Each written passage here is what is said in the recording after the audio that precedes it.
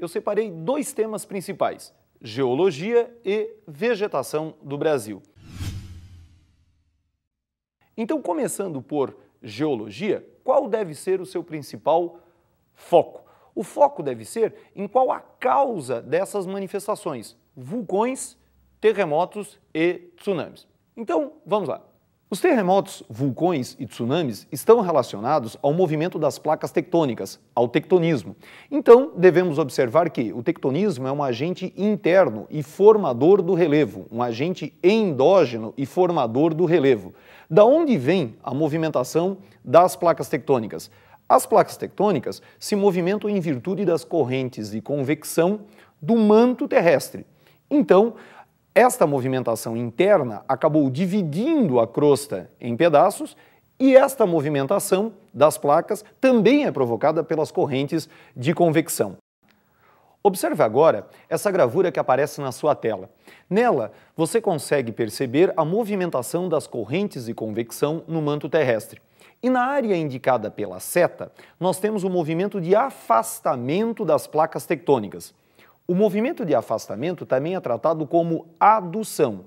Este foi o movimento tectônico, o movimento das placas, responsável pelo vulcão verificado na Islândia. Também, nesta próxima sequência de imagens, você observa o afastamento das placas e, inclusive, o nascimento do Oceano Atlântico. O Oceano Atlântico, assim como os dois outros grandes oceanos do planeta, o Pacífico e o Índico, tem no seu assoalho uma área de afastamento onde nasce uma cordilheira no centro dos oceanos. As cordilheiras meso-oceânicas, no caso do Oceano Atlântico, a cordilheira meso-atlântica. A Islândia está relacionada a esta cordilheira. Muito bem. Nesta próxima imagem, você observa agora a seta indicando um lugar de choque de placas tectônicas. E mais do que isso, você observa que uma placa está passando por cima da outra. Este é um movimento de colisão, mas também seguido de subducção, uma placa submergindo por baixo da outra. Essa foi a situação responsável pelo grande tremor verificado no Chile e também a sequência de ondas significativas, o tsunami que atingiu a região. Muito bem. Agora, verifique o seguinte, esta próxima imagem mostra a situação chilena do choque das placas, muito bem, da subducção, e veja a dobra que originou a Cordilheira dos Andes e que ainda faz com que a Cordilheira dos Andes cresça. Para terminar esse papo, agora você está vendo um mapa com a crosta terrestre dividida em placas tectônicas. Veja que o terremoto chileno envolveu as placas de Nazca e a placa sul-americana. Muito bem. O terremoto haitiano, a placa do Caribe e a placa norte-americana, com o detalhe que ali existe uma pequena fração, normalmente que não consta nos mapas, que é a chamada placa de Gunave. Então, Caribe, placa norte-americana e Gunave. Muito bem. E o vulcão lá na Islândia envolve duas placas, a placa euroasiática e a placa norte-americana. Muito bem. Então, com isso, nós demos uma olhada nos agentes formadores do relevo. Só cuide agora com uma observação. O relevo, as formas de relevo, são produto de duas situações, né? Os agentes internos, que comentamos o tectonismo, e os agentes externos, que envolvem o chamado intemperismo. O intemperismo é o processo que desgasta as rochas, abrindo espaço, então, para a erosão. O intemperismo ele pode ser químico ou físico. Químico, normalmente, pela água, e físico, quando envolve ações como o vento e a variação térmica. Façamos agora essa importante questão que apareceu recentemente em um vestibular. Vamos lá. Uma sequência de eventos naturais aconteceu no mundo recentemente, como, por exemplo, os terremotos no Haiti, no Chile, no México, na China e nas Filipinas, e ainda a erupção de um vulcão na Islândia. Quanto à formação do terremoto no Chile e à erupção do vulcão na Islândia, pode-se afirmar que ambos estão ligados a fenômenos que têm como causa respectivamente. Então, amigo, atente para o seguinte, a questão quer que você indique qual a razão do terremoto chileno e do vulcão na Islândia. O terremoto no Chile colisão de placas tectônicas com subducção. E o vulcão na Islândia, afastamento, adução de placas tectônicas. Vamos buscar então a alternativa correspondente. Alternativa A, o encontro de duas placas oceânicas, a subducção de uma placa continental com uma placa oceânica? Falso, subducção e adução. Errado A. B, o encontro da placa dos Cocos com a placa sul-americana, abertura de uma dorsal mesoatlântica. Errado, errado. Veja o comentário inicial. Subducção e adução. A subdução da placa pacífica e a obdução da placa atlântica. Subdução e adução. O encontro da placa pacífica com a placa de Nazca e a abertura da dorsal atlântica. Errado, porque é o encontro da placa de Nazca com a sul-americana. E a abertura, a adução da placa atlântica e euroasiática. Alternativa E, justamente essa que corresponde. Veja, o encontro da placa de Nazca com a placa sul-americana. Encontro e subdução, choque e subdução. A formação da dorsal num limite divergente das placas tectônicas. Fechamos assim, então, amigo, o primeiro tema da nossa aula, geologia, um tema bastante aguardado nas provas de vestibular. Passamos, então, para o nosso próximo assunto. Na sua tela está aparecendo um mapa com os grandes domínios morfoclimáticos do Brasil.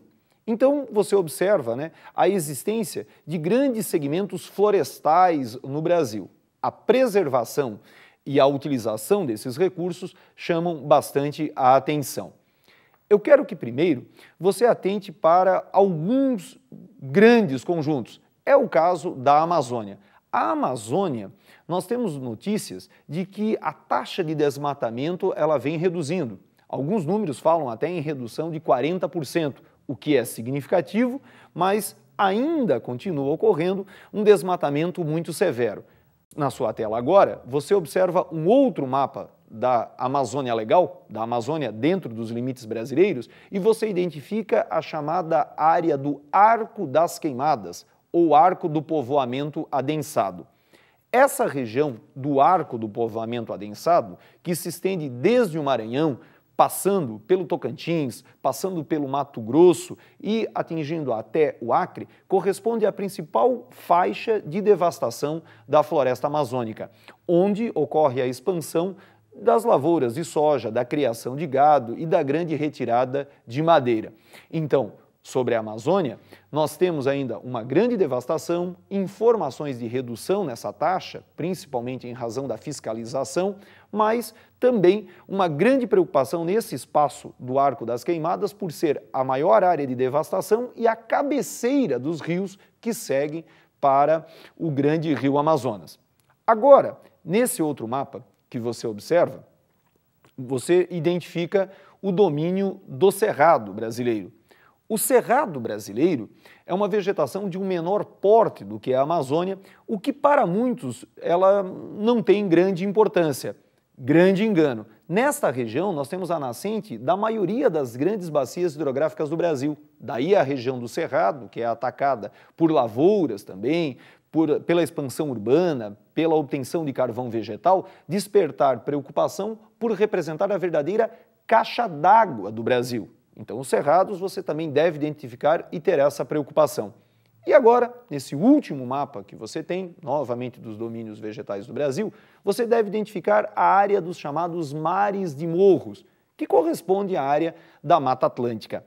A área da Mata Atlântica corresponde a áreas onde nós temos um relevo acidentado. E uma vez retirada a vegetação das encostas, e a vegetação das encostas correspondem a áreas de preservação permanentes, que poderão sofrer alteração no novo Código Florestal. Alteração nas áreas de preservação, na extensão dessas áreas de encosta. Estas áreas de encosta, uma vez desmatadas, elas podem, então, desmoronar. Como essa imagem que você está observando aí. O Rio de Janeiro contabilizou mais de 200 mortos por desmoronamentos, consequência do quê? Do desmatamento, do uso equivocado das áreas de encosta. E a última imagem que aparece para você correspondem às matas ciliares. As matas ciliares são importantes para a preservação dos cursos d'água, os rios, os cursos fluviais. Elas evitam a erosão das margens, evitam a chegada de sedimento nos rios, evitando o assoreamento e também preservam as nascentes. As matas ciliares também correspondem a áreas de preservação permanentes. Então veja, amigo, o assunto vegetação do Brasil integra, claro, a maior parte dos programas dos vestibulares e é um assunto fundamental, o conhecimento desses grandes domínios. Mas você deve atentar para o seguinte, você deve reconhecer não só a área de cobertura desses grandes domínios, mas também o seu atual estágio de preservação ou de degradação e os usos que a sociedade vem fazendo desses segmentos. Então, muito bem. Então, eu chamei a atenção desses grandes domínios, falei para vocês em especial sobre a Amazônia, sobre o domínio dos cerrados ou savanas do Brasil e a Mata Atlântica. Na Mata Atlântica, atentando para as áreas de encosta, e ainda falamos um pouquinho sobre as chamadas matas ciliares. Vamos fazer agora, então, uma questão recente de um vestibular envolvendo esse assunto. Veja na tela. Os desmatamentos provocam diversos impactos ambientais, dentre os quais podem ser mencionados os seguintes, exceto. Fique esperto que você deve agora assinalar a alternativa errada. Qual das alternativas não corresponde a uma agressão causada pelo desmatamento? Então vamos lá. Alternativa A. Aumento da emissão de gases do chamado efeito estufa. Isso é verdadeiro. Se você desmata, principalmente no Brasil, onde o desmatamento ele é seguido por queimada, nós aumentamos os gases do chamado efeito estufa, né? Note que o efeito estufa está entre aspas, porque o efeito estufa é um fenômeno natural. As queimadas acabam, então, agravando o efeito estufa, o aquecimento global. O Brasil, um país urbano e industrial, e o que acontece? A colaboração da indústria, dos veículos automotores é significativa para o aquecimento global, mas o Brasil também tem uma culpa significativa no aquecimento global pelas queimadas. Muito bem, vamos para a alternativa B. Diminuição da biodiversidade. Isso realmente ocorre quando nós temos o desmatamento. Vocês vejam que o desmatamento ele abre caminho para a erosão do solo e lembrando que no Brasil a queimada é uma prática, né, sempre seguida ao desmatamento, o que destrói o solo mais ainda.